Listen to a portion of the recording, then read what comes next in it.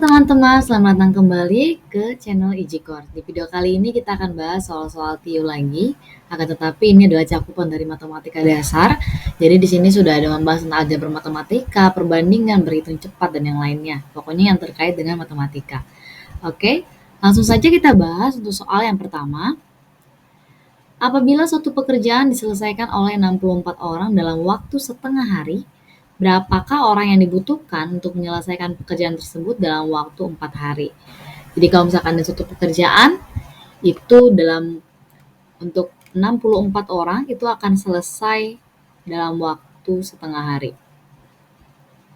Lalu yang ditanya adalah berapa banyak orang yang dibutuhkan? Oke, saya buat di sini sebagai titik-titik apabila itu akan diselesaikan dalam waktu 4 hari. Nah, teman-teman, ini kan adalah soal yang terkait dengan perbandingan. Nah, kembali lagi ke materi yang sudah saya berikan sebelumnya tentang perbandingan senilai dengan perbandingan tidak senilai. Jadi kita pahami dulu apakah perbandingan antara orang dengan hari ini adalah senilai atau tidak senilai. Bayangannya adalah jika semakin banyak orang, maka waktu yang dibutuhkan itu akan semakin cepat. Atau jika semakin banyak orangnya, waktu yang dibutuhkan itu semakin sedikit.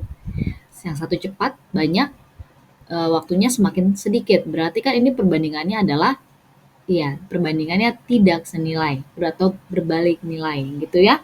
Sehingga kalau kita lihat di sini, setengah ke 4 itu kan dia dikali 8 ya enggak sih? Iya, setengah kali 8 itu kan 4. Nah, karena antara hari dengan orang tadi sudah kita simpulkan sebelumnya itu adalah perbandingan yang berbalik nilai, sehingga kalau di sini dia dikali 8, maka di sini harus dibagi 8. Sehingga 64 dibagi 8 itu adalah 8 orang. Nah, seperti itu ya. Maka jawabannya adalah yang A. Jadi, teman-teman tinggal pahami saja dia itu senilai atau berbalik nilai.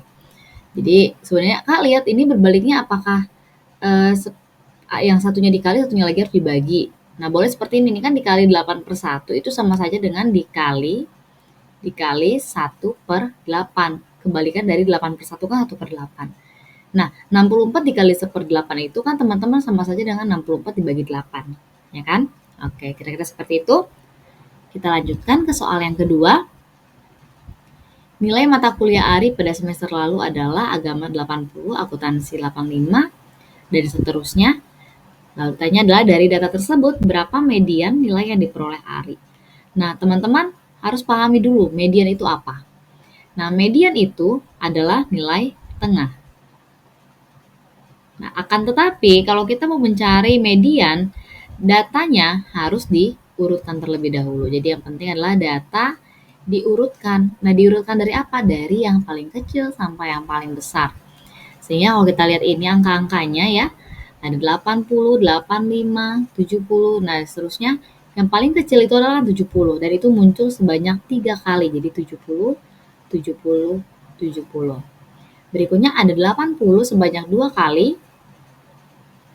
Lalu ada 85 dan ada 90. Kalau kita lihat di sini ada 7 data, maka data tengah atau nilai tengah dari 7 data adalah data ke-4. Ini kan kita ambil seperti ini. Nah, ini adalah mediannya. Maka jawabannya adalah 80. Oke, nah teman-teman jangan lupa ya tentang median, mean atau rata-rata, dan juga modus. Kita lanjutkan ke soal yang ketiga. Ibu membeli 3 gros sendok makan dan 2 kodi taplak meja. Berapakah jumlah seluruh barang tersebut? Nah, ini kan konversi satuan ya. Kita harus tahu dulu seperti kalau satu lusin itu berapa buah? Satu lusin itu adalah 12 buah. Terus kalau satu gros itu sama saja dengan 12 lusin, teman-teman. Ya, berarti kalau kita ubah berapa buah, berarti 12 kali 12, 144 buah. Terus kalau untuk satu kodi itu adalah 20 buah. Maka kalau di sini 3 gros sendok makan berarti 3 dikali 144. Ya. Ini kalau kita hitung 2 berapa ya? 12, 3, 432 ya teman-teman. 432 buah, Lalu ada 2 kodi. Berarti 2 kali 20 berarti ini adalah 40. Sehingga totalnya adalah 472 buah. Jawaban yang tepat adalah yang C. Oke, itu untuk konversi satuan. Saya harap teman-teman juga sudah harus menghafalkan untuk satuan-satuan ini ya. Kita lanjutkan yang berikutnya. Ukuran sebuah kota pada suatu peta adalah panjangnya 12 cm dan lebarnya 9 cm. Apabila peta tersebut mempunyai skala 1:200, luas sebenarnya dari kota tersebut adalah 1:200. Artinya setiap 1 cm ya di peta itu artinya 200 cm di panjang yang sebenarnya, di ukuran yang sebenarnya. Atau kan ini kalau kita ubah setiap 1 cm ini akan sama dengan 2 meter. 200 cm itu kan 2 meter ya. Jadi kalau 1 cm di peta itu artinya 2 meter di real life-nya gitu. Oke, berikutnya kalau misalkan panjangnya 12 cm berarti di keadaan yang sebenarnya ya, besar panjangnya adalah 12 dikali 2 yaitu 24 meter. Itu panjangnya. Untuk lebarnya berarti katanya 9 cm di peta, berarti kalau di keadaan sebenarnya tinggal dikali 2 yaitu 18 meter. Nah, seperti itu. Berikutnya karena tanya luas. Nah, luas ini panjang lebar berarti langsung saja panjang kali lebar atau 24 dikali 18. Nah, teman-teman kalau ingin menghitung ini kan pengali satuannya kalau kita lihat 4 dengan 8. 4 kali 8 itu 32. Maka jawaban yang pasti benar itu yang D tanpa teman-teman hitung. Kenapa? Karena 4 kali 8 kan 32, berarti belakangnya harus 2 dong. Dan di pilihan yang belakangnya 2 itu hanya D saja. Nah, itu kira-kira trik menjawab supaya teman-teman tidak menghabiskan waktu untuk menghitungnya ya. Jadi nanti jawabannya adalah 432. Oke, kita lanjutkan yang berikutnya. Luas sebuah persegi panjang adalah 384 dengan ukuran panjang 24 cm. Berapa kelilingnya? Oke, nah teman-teman ingat luas dari persegi panjang itu rumusnya adalah panjang dikali lebar. Nah, apabila luasnya adalah 384 dan panjangnya adalah 24, maka di sini bisa kita cari lebarnya berapa, ya kan ya? Berarti ini lebarnya adalah 16 cm. Oke, nah kalau ditanya keliling, rumus dari keliling adalah 2 kali panjang tambah lebar. Sama dengan 2 dikali panjangnya 24, lebarnya tadi 16, 40 berarti ya 2 kali 40, 80 cm. Jadi jawaban yang tepat adalah jawaban yang A. Oke, mari kita lanjutkan. Soal yang berikutnya, perbandingan mahasiswa dan mahasiswi sebuah perguruan tinggi negeri adalah 5:4.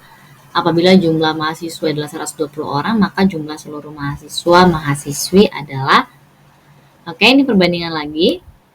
Mahasiswa misalkan saja sebagai X ya teman-teman, lalu mahasiswi misalkan sebagai Y. Maka perbandingan S dengan Y yang terdapat dalam soal adalah 5:4.